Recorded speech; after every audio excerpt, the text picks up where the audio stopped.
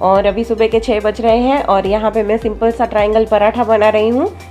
तो हादी के पापा नाश्ता करके स्कूल जाएंगे आज।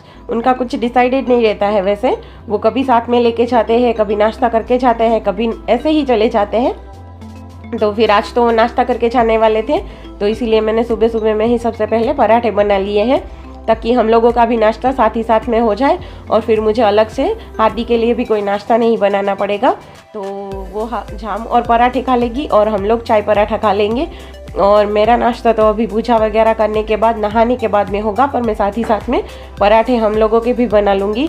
और उनके जाने के बाद में मैं अपना मॉर्निंग का जो रूटीन काम होता है, कपड़े वगैरह धोना, झाड़ू पोछा लगाना, वो सब कुछ मैं बाद में स्टार्ट करती हूँ, ताकि उनके जाने के बाद सही रहता है। कपड़े भी सब निकल जाते हैं और बाथरूम वगैरह जब भी क्लीन करना रहता है तो वो मुझे बाद में सही रहता है, इसीलिए।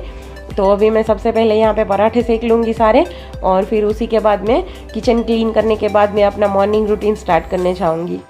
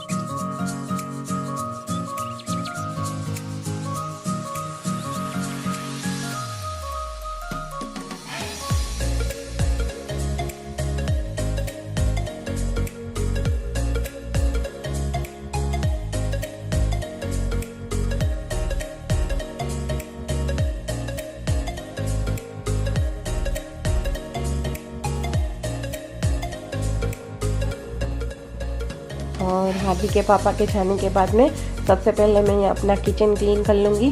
और ये जो हमारा पानी का मटका होता है, उसे भी मैं रोज़ पहले ही साफ़ करके पानी उसमें साफ़ पानी भर लेती हूँ। और सारा कुछ नाश्ता वगैरह जो भी बनाया होता है उसके बाद में किचन क्लीन कर लेती हूँ, ताकि मुझे लंच बनाने के टाइम पे किचन बिल्कुल ही क्लीन मिले।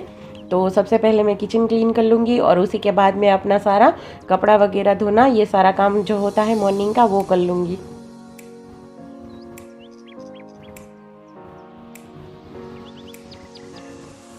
Hello everyone, good morning and welcome back to my channel. कैसे हैं आप सभी लोग? आशा करती हूँ कि सभी लोग बहुत अच्छे होंगे। और आज दिन है मंडे, और आज मंडे के दिन मैंने एक नई शुरुआत की है। आज का मेरा अपना जो रूटीन है वो मैंने 5:30 बजे से कर डाला है। वैसे तो हम लोग 6:30-7 बजे उठते थे, पर अभी मैंने अपना जो, हाँ कल था संडे, ये आपको हार्दी ने बता दिया, आज मंडे है, कल था संडे, ठीक है। तो आज मैंने अपना रूटीन जो है वो 5:30 बजे से स्टार्ट कर दिया है, क्योंकि मेरे व्लॉगिंग रोज़ नहीं बन पा रहे थे और थोड़ी बहुत दिक्कत भी आ रही थी एडिटिंग वगैरह करने में, क्योंकि मेरा टाइम मैनेजमेंट नहीं हो पा रहा था सही से। तो अब से मैंने अपना रूटीन जो है वो 5:30 बजे का कर डाला है। तो 5:30 बजे ही उठ जाऊंगी, तो फिर जल्दी जल्दी काम निपटा के जब भी तक हार्दी उठेगी तो मेरे सारे काम भी हो जाएंगे। तो बस इतना करने से ही मेरा आज का जो रूटीन काम है वो 10 बजे तक सारा काम खत्म हो गया। कपड़े वगैरह धुल गए, झाड़ू पोछा लग गया, सारा काम हो गया। वो तो मैंने आपके साथ नहीं शेयर किया, क्योंकि बार बार एक ही काम क्यों शेयर करना, वो तो रोज़ के रोज़ ही चलेंगे। और आज मैं आपके साथ शेयर करना चाह रही हूँ कि आप विदिन 30 मिनट्स में, मतलब आधे घंटे में ही सिर्फ हमारा गुजराती लंच है वो मैं बना के रेडी करने वाली हूँ। तो अभी मैं फटाफट से जाऊँगी किचन में और पहले लंच बना लेती हूँ, और फिर लंच बनाने के बाद मैं आपसे मिलती हूँ। तो लंच में मैं बना रही हूँ लौकी और चने की दाल की सब्ज़ी। और चने की दाल मैंने सुबह में ही गर्म पानी भिगो के रख दी थी, जब भी मैं किचन क्लीन करने के लिए आई थी तभी। तो उसमें मैं लौकी छिल के उसके छोटे छोटे टुकड़े करके डाल लूँगी और उसको अच्छे से धो लेंगे। और फिर मैं अभी कुकर में सारी चीज़ें जो है एक साथ चढ़ा दूँगी।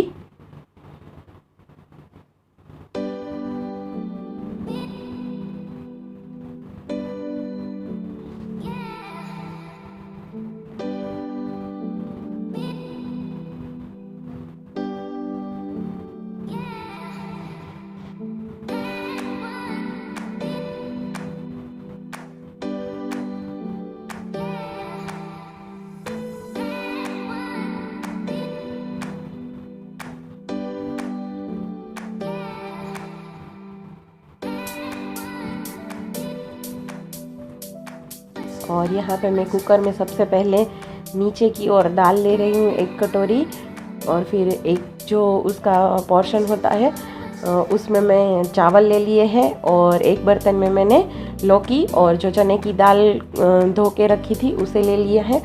और दाल को मैंने अच्छे से वॉश कर लिया था। अभी उसमें मैंने थोड़ा सा पानी डाला है, और पानी डालने में ही आपको ध्यान रखना है, अगर आपका पानी ज़्यादा हो जाएगा तो फिर सारी चीज़ें आपस में मिक्स हो जाएंगी।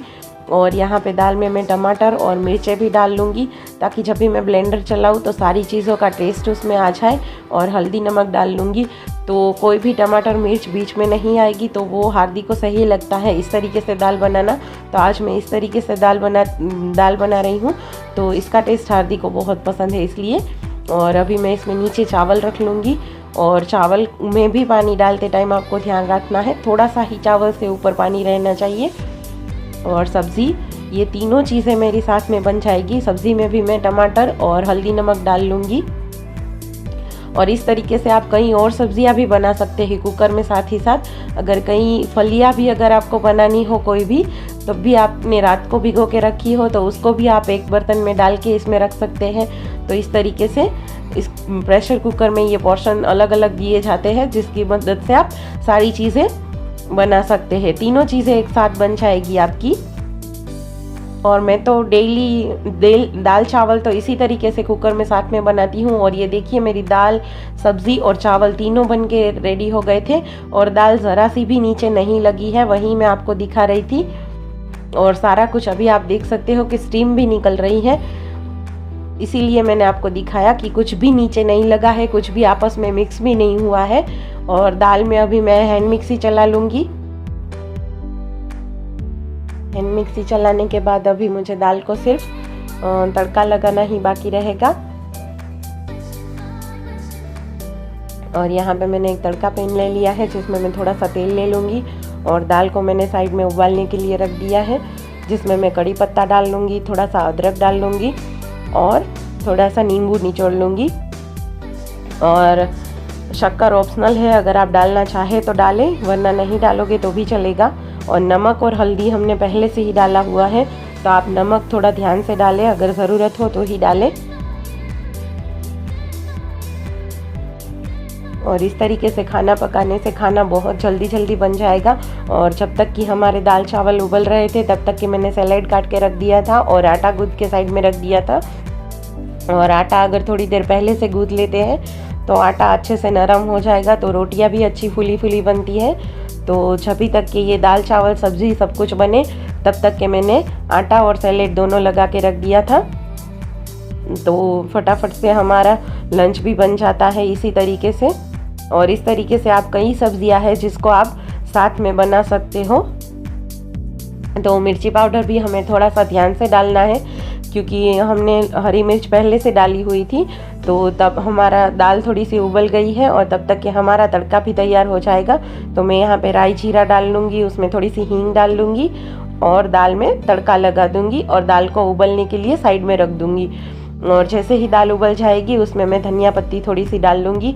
और इस तरीके से अगर दाल बनी रहती है तो हाथी को भी सही रहता है, क्योंकि उसको भी कुछ बीच में आए तो अच्छा नहीं लगता है। टमाटर और मिर्चे वगैरह सब कुछ बीच में आता रहता है, तो इसमें सिर्फ आपको बच्चों को टेस्ट आएगा, और कुछ भी टमाटर वगैरह बीच में नहीं आएगा, तो बच्चे भी आराम से खा लेते हैं। तो अभी मैं यहाँ पे सब्ज़ी का तड़का लगा दूँगी। तो थोड़ा सा मैंने यहाँ पे ऑयल ले लिया है, ये कढ़ाई ही ऐसी है तो इसमें आपको थोड़ा सा तेल ज़्यादा लगेगा। और इसमें मैं राई और जीरा डाल लूँगी, और जो हमारी लहसुन की पेस्ट है वो डाल लूँगी। और गैस की फ्लेम आप बिल्कुल ही स्लो रखें, वरना लहसुन की पेस्ट और मिर्ची जैसे ही आप डालोगे तो वो जल जाएगी, इसलिए आपको गैस की फ्लेम स्लो कर देनी है। और यहाँ पे लहसुन की पेस्ट मैं डाल लूँगी और मिर्ची डाल लूँगी, और इसको अच्छे से चलाने के बाद में मैं उसमें सब्ज़ी डाल लूँगी। तो हमारी इसको थोड़ी देर के लिए ऐसे ही उबलने देंगे, ताकि इसमें जो सारा टेस्ट है वो आ जाए।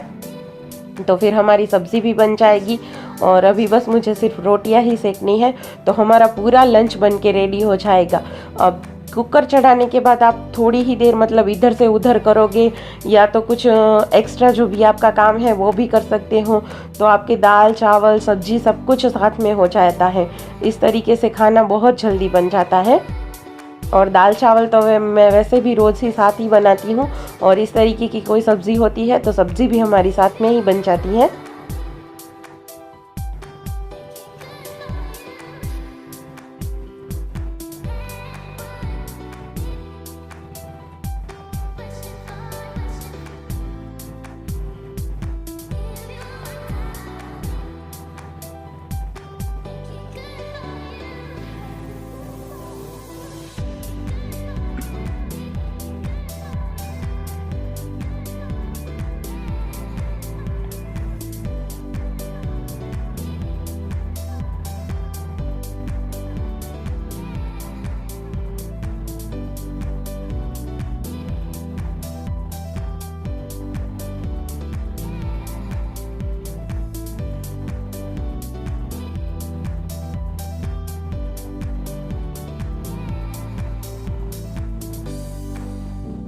और बस आधे घंटे से थोड़े ही कम समय में हमारा लंच बन के रेडी हो गया था, जिसमें मैंने बनाई है दाल और चने की दाल और लौकी की सब्ज़ी, रोटी, चावल और सैलेड। ये सब कुछ आधे घंटे में ही बन के रेडी हो गया था हमारा। तो आ जाइए आप सब लोग भी लंच करने के लिए। और लंच करने के बाद में भी मैं सारा कुछ क्लीन कर लेती हूँ। तो मेरे किचन की आप देखो तो 3 बार क्लीनिंग होती है वैसे तो। एक बार सुबह में नाश्ते के बाद में होती है, फिर दोपहर में लंच के बाद, और रात को भी मैं पूरे इस तरीके से तीनों टाइम किचन को अच्छे से वॉश करके ही रखती हूँ।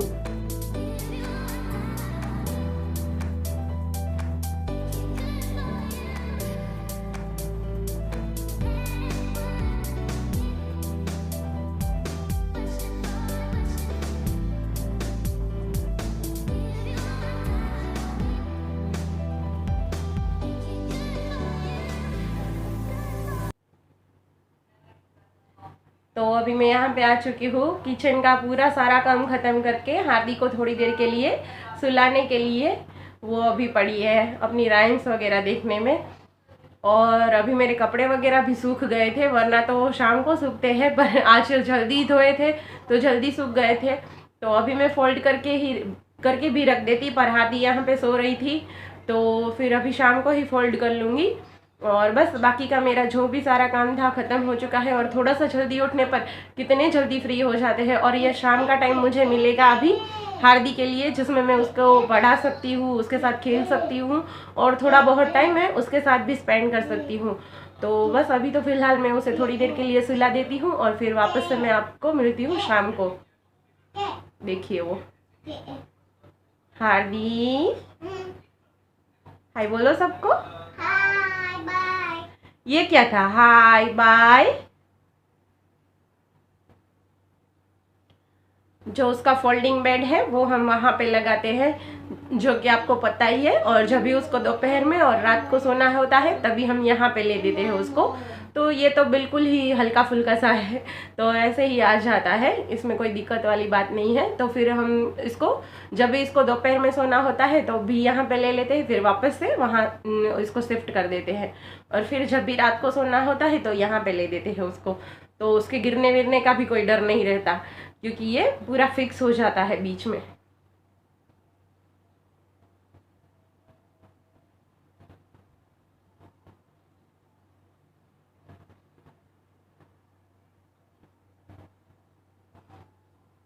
तो इस तरीके से लगता है कुछ उसका फोल्डिंग बेड। तो चलिए ठीक है, अभी मैं उसको थोड़ी देर के लिए सुला देती हूँ, और फिर मैं मिलूँगी आपको शाम को। तो अभी शाम का वक्त हो रहा था, शाम के 5 बज रहे थे शायद, और हार्दी को मौसम्बी का जूस पीना था। वैसे तो ये सुबह में ही ज़्यादा सही रहता है, पर अभी उसको पीना था, तो फिर मैंने सोचा कि ठीक है चलो बना ही देती हूँ। वैसे भी 2-3 दिन से उसकी मौसम्बी लेके रखी हुई थी, पर वो सुबह में दूध पीती है तो कभी कभार टाइम ही नहीं मिलता है उसको ये देने के लिए, क्योंकि दूध के ऊपर तुरंत ही तो मौसम्बी नहीं दे सकते हैं, इसीलिए। और ये बर्तन भी मेरे दोपहर के जो धोए हुए रखे थे वो भी अभी मुझे लगाने हैं। और ये हमारा मैनुअल जूसर है, ये वैसे बहुत ही अच्छा है, इसमें सिट्रस फ्रूट के जूस निकलते हैं और किसी फ्रूट के जूस नहीं निकलते हैं, पर ये बहुत सही रहता है। और इससे बहुत फटाफट से आप चाहे 2-4 किलो मौसम्बी का जूस ही क्यों ना निकलना हो आपको, बहुत ही फटाफट से इसमें जूस निकल जाता है। मौसम्बी, संतरा और अनार का जूस निकलता है इसमें, और किसी भी फ्रूट का जूस नहीं निकलता है। पर हमारे यहाँ विंटर में ना ये मौसम्बी बहुत सस्ती मिलती है, मतलब 200-300 रुपये में 20 किलो का पूरा बोरा मिलता है। तो इसीलिए हमने ये लिया था, क्योंकि सभी लोग तभी तो बहुत ही भर भर के ये पियेंगे तो अच्छा रहता है, और दोनों टाइम पीते हैं फिर तभी तो अच्छा लगता है। और हार्दिक को भी बहुत पसंद है ये जूस, तो मैंने सोचा मैं आपको ये भी दिखा देती हूँ, इसका भी रिव्यू दे देती हूँ कि ये बहुत सही रहता है और इसकी क्लीनिंग भी बहुत ही ईजी है। और ये हमारा 6 साल पुराना है और अभी तक भी इसमें कुछ भी ख़राब नहीं हुआ है। तो बस आज का व्लॉग मैंने यहीं तक का बनाया था। तो आपको मेरी वीडियोस कैसी लग रही है प्लीज़ लाइक, शेयर और कमेंट ज़रूर कीजिएगा और कमेंट में बताइएगा।